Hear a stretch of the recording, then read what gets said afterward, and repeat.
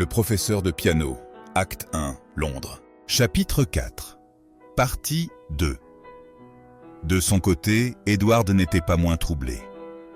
Le soir, dans ce bar où il continuait de jouer pour une audience indifférente, il surprenait ses mains à effleurer des mélodies qu'il avait jouées avec Rose.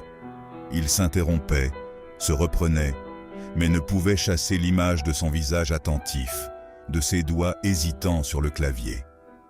Son appartement, déjà empreint d'une mélancolie créative, devint un sanctuaire de réflexion.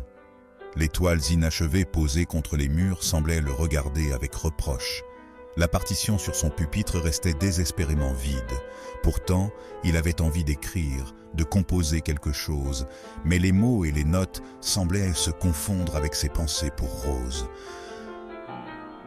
Il savait qu'il marchait sur un fil. Elle était d'un monde qu'il avait perdu, qu'il méprisait presque. Et pourtant, il y avait en elle une flamme qu'il ne pouvait ignorer. Une lumière qu'il pressentait éteinte par les contraintes de son rang. Édouard essayait de se distraire.